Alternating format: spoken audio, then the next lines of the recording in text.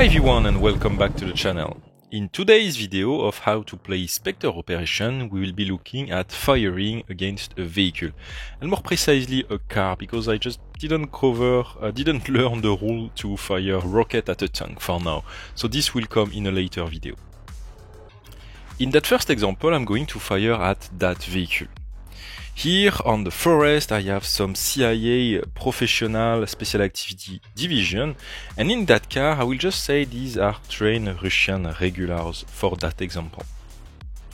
Also, before attempting any kind of fire, the defending player need to decide which model is in which position in the car. It's not mandatory to tell the opponent, but at least this should be defined prior to the gunshot happening. When firing at a vehicle, you can fire in two different ways. Either you fire directly at a crew member through the windshield or through the windows, or you fire generally at the vehicle. If you fire directly at a crew member, it works the same way as general firing in Spectre Operation.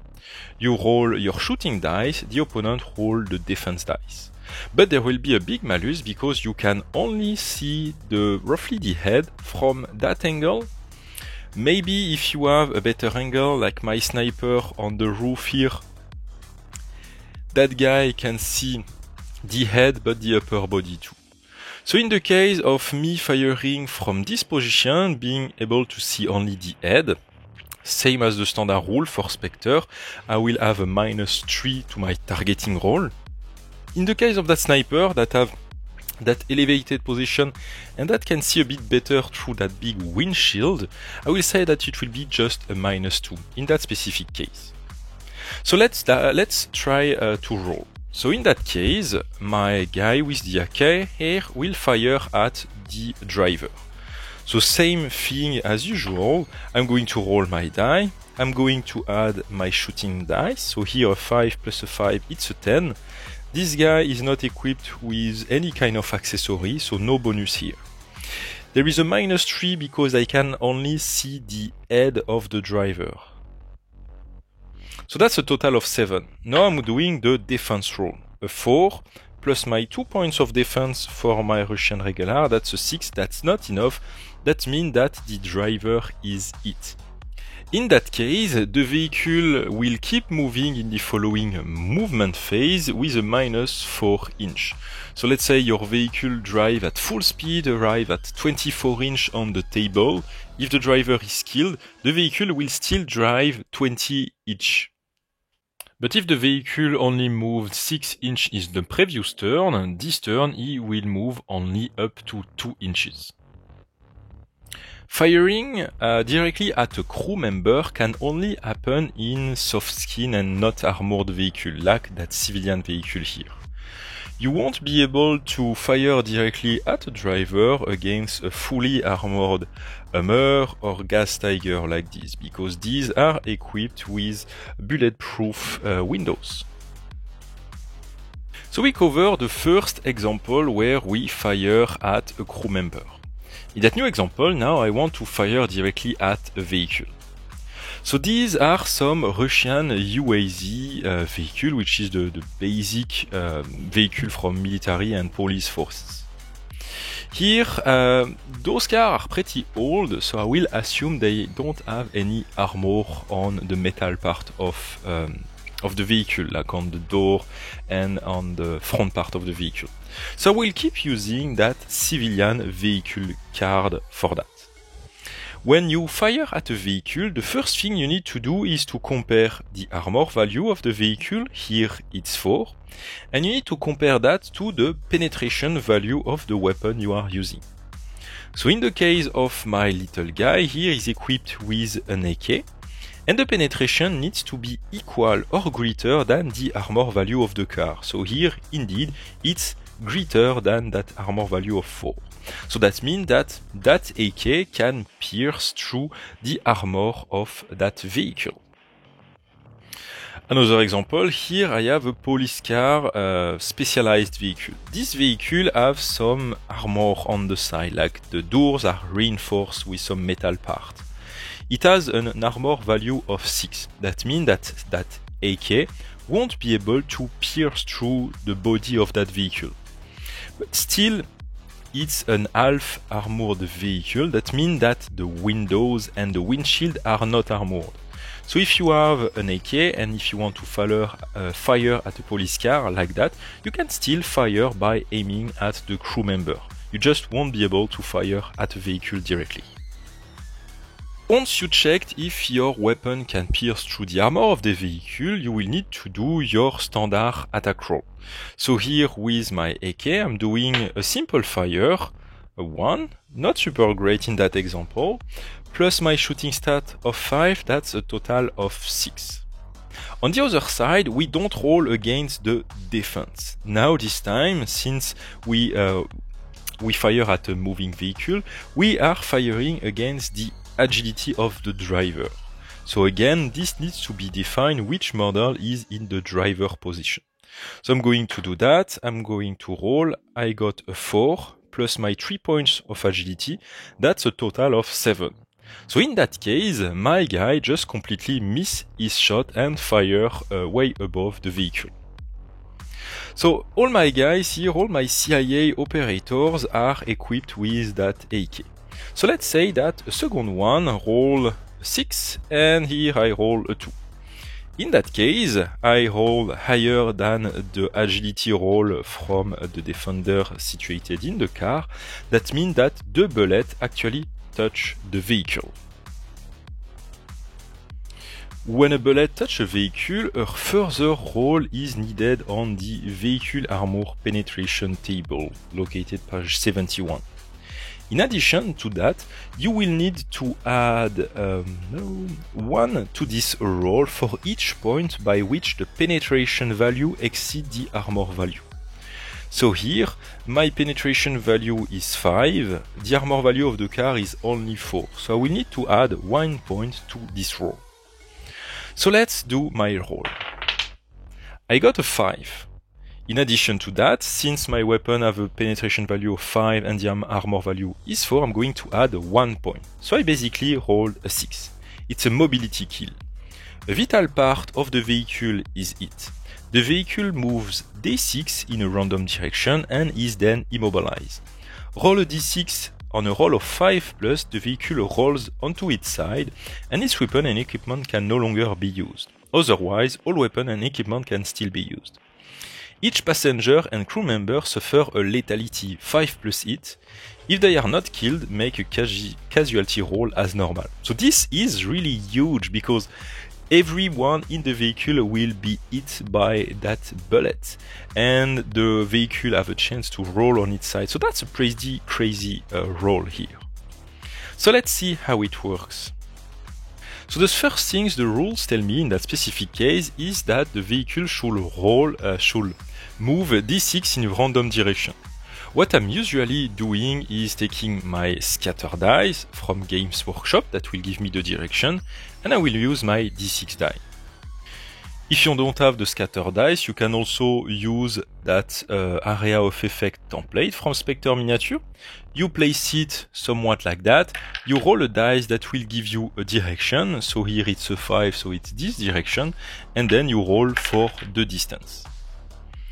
In Spectre Operation, what might be a bit weird is that sometimes you might roll something like that, where your vehicle needs to move like 6 inches backward, which is a bit weird because like the vehicles were driving directly in that direction, so it will feel weird that the vehicle just do that and have a chance to roll on the side. But that's how the rules work. I'm personally house ruling that if I'm rolling anything that is not in the 180 degree in front of the vehicle, I'm just re-rolling that dice. But that's a personal rule. So in my case, what I will do is just do that. And here, even though here it's really on the edge, I will even re-roll that one. So this one gave me that direction. And with a 6 on that dice, that means that my vehicle here, I will take my ruler, will move 6 inches in that direction here. Now I need to roll to see if my vehicle roll on its side. So I'm going to roll a die. On a 5+, it roll on its side. So that's crazy. That means that here the vehicle lost control and completely, just roll on its side like that. There was 4 crew members in that vehicle, so I need to do a lethality roll on the 4 of them. Here I have 4 dice. Usually I will do one after the other, but just for this video I'm simplifying it.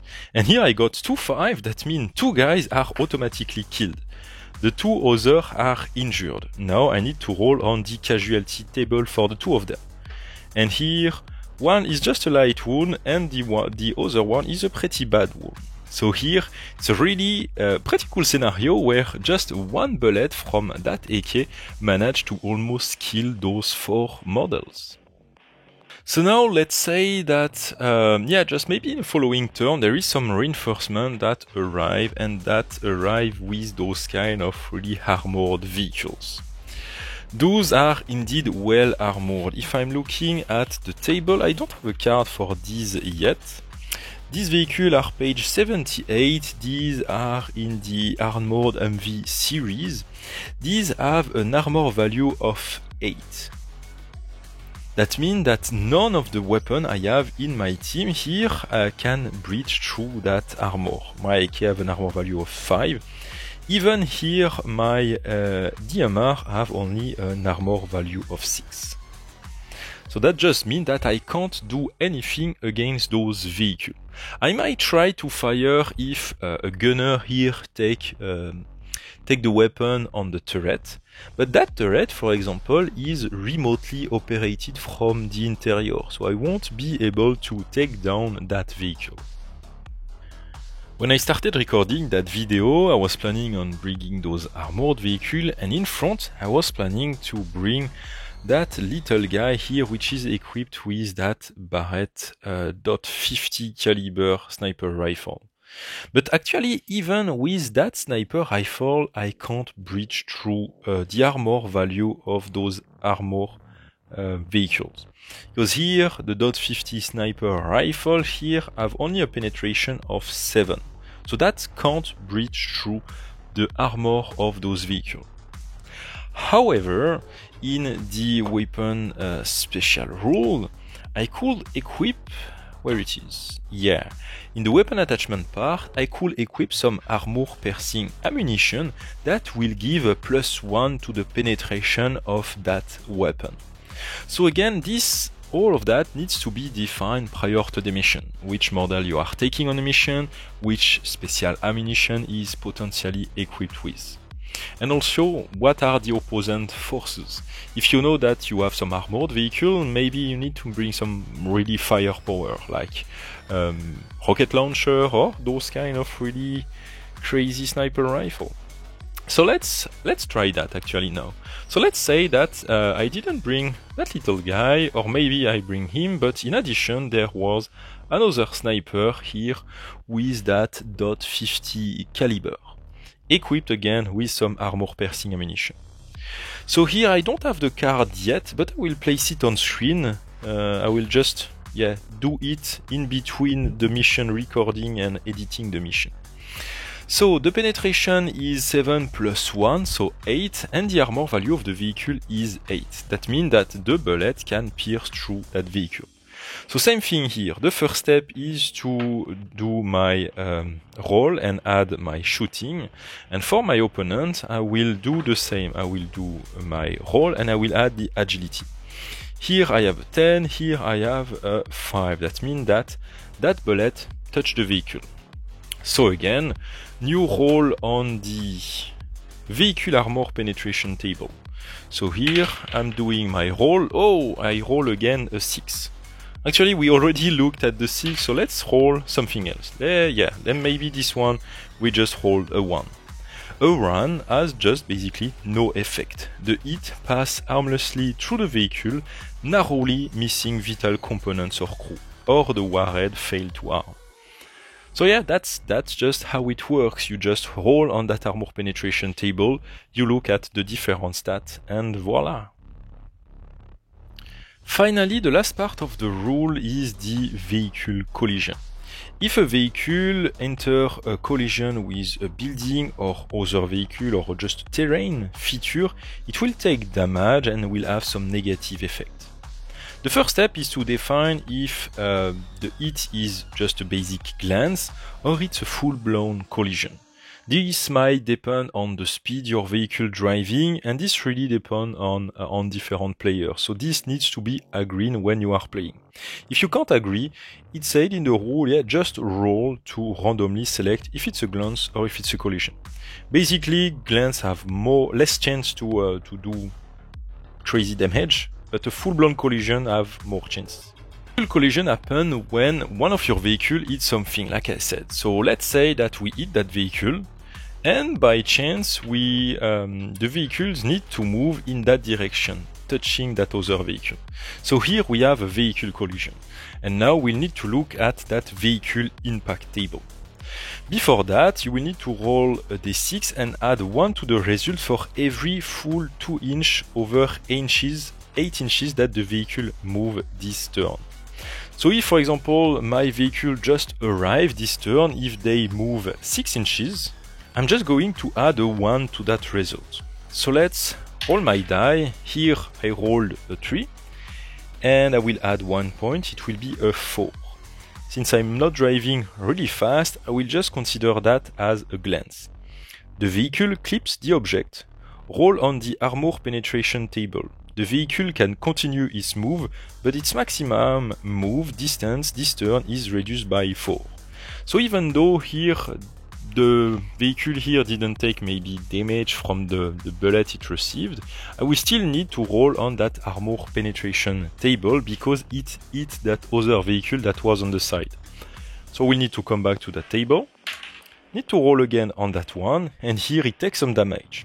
The vehicle movement is reduced by 6 inches for the remainder of the game. This is cumulative. And that's basically how it works. And that's it for this video. Thank you everyone for joining me, and I will see you all for the next one. Bye everyone.